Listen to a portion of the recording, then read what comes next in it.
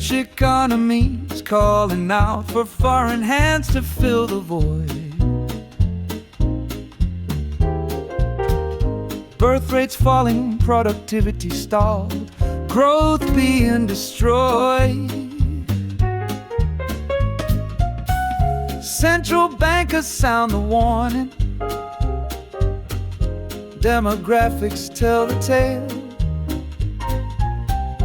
Without immigration flowing, developed nations start to fail. The world keeps spinning, markets never sleep. From Jackson Hole to Beijing streets so deep, every headline tells a story, every number speaks of the global dance. We're dancing as the future that we seek.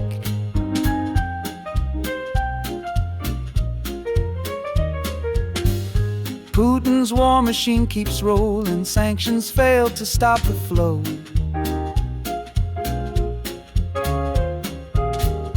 Carney tells Ukraine we'll be there through the highs and through the lows.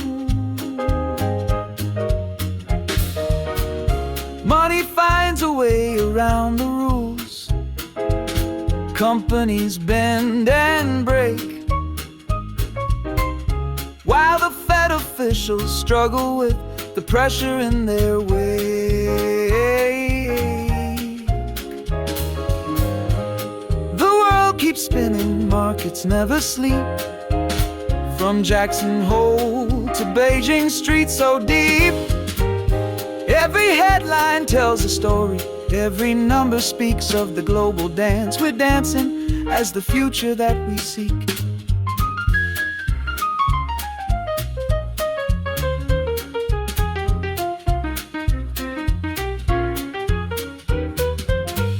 China's stocks are climbing high while the economy feels pain. Bubble warnings echo loud. Is this growth or just champagne? Vietnam builds islands in the sea. Tensions rise with every stone.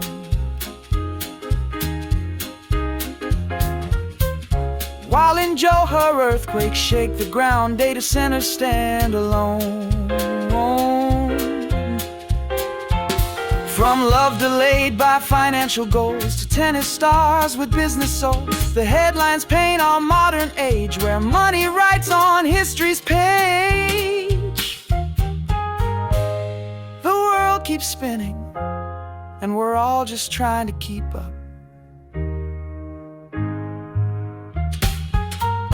With the news that shapes tomorrow, filling up our coffee cup.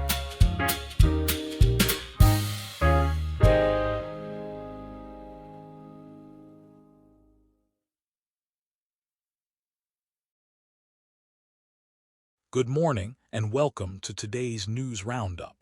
We've got quite a mix of stories that really paint a picture of our interconnected world right now.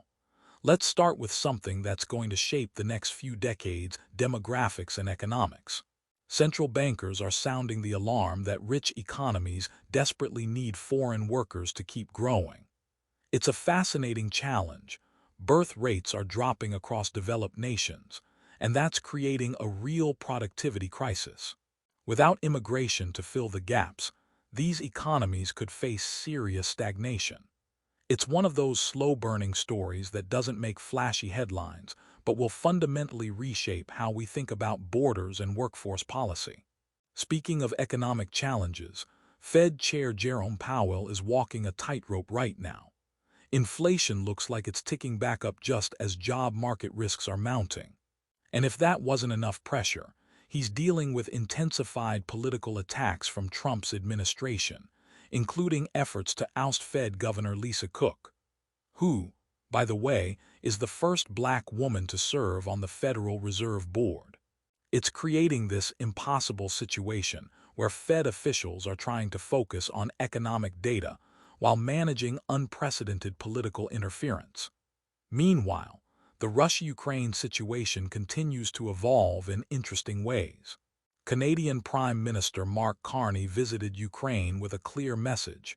Canada will be there to help enforce any peace deal. But here's what's really striking.